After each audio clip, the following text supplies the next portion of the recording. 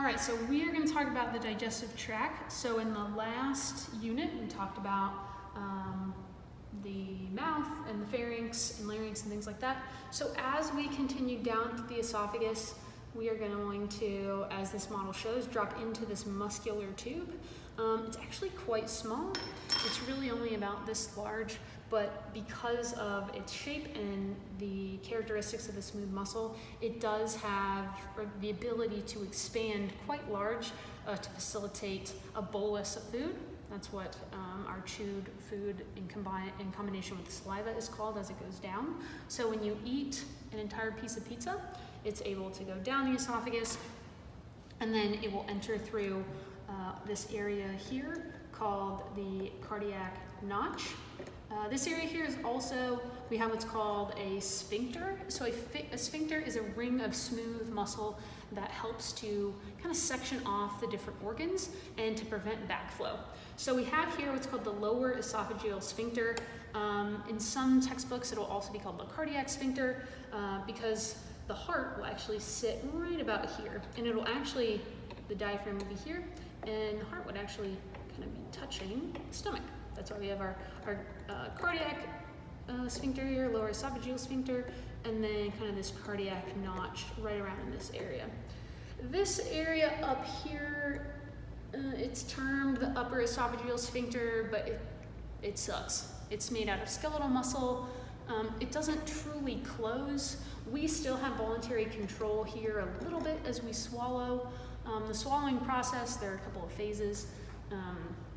The first phase, like as we swallow here, it's still voluntary. It becomes a mix of voluntary and involuntary, and then as we drop down, it's involuntary. So we have no say over our gagging and things like that. And then as we drop into the stomach here, these ridges are going to be called rugae. They're folds that will flatten out upon expansion. So the stomach, when it's empty, is about 50 milliliters. And then when it's full, at its largest capacity, it's about 1,000 milliliters. So it can hold about a liter of contents. Something to think about when you're having your Mountain Dew chugging session. Or Red Bull. I don't know. We did Mountain Dew in college.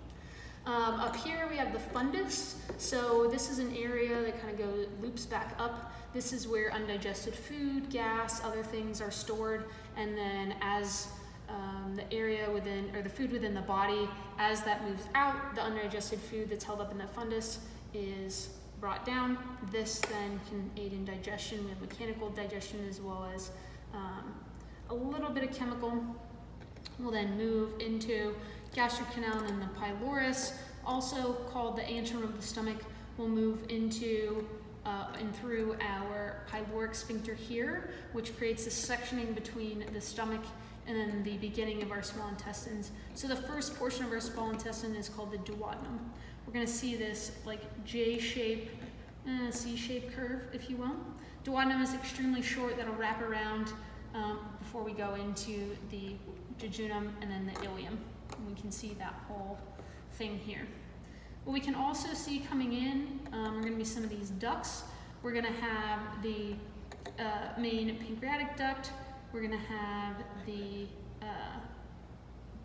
bile duct, and then those are going to combine to drop into the small intestine to release bile, insulin, things like that to aid in the digestion of glucose, okay, and other fats and things like that. Also, we can see in this view, we have our spleen here. One thing you want to make sure is that you don't get these confused with the kidneys. The spleen is going to sit superior to the kidneys, okay? This will be on the left side of the body. And the spleen is responsible for recycling red blood cells. It's responsible for secreting white blood cells in a case of bacterial infection, viral infection, things like that. So if any of you have ever had mono, the spleen will actually swell up to about 4 times its normal size, recycling those old blood cells, secreting white blood cells, mounting an immune response to help the body fight off that infection. And then the kidneys would be posterior and then deep to that.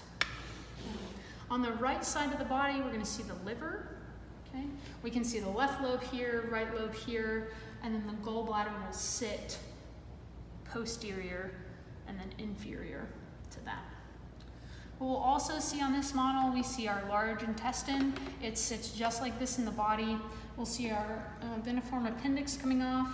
We have our cecum here, ascending colon, transverse, descending colon into our sigmoid colon, down into the rectum and anal canal.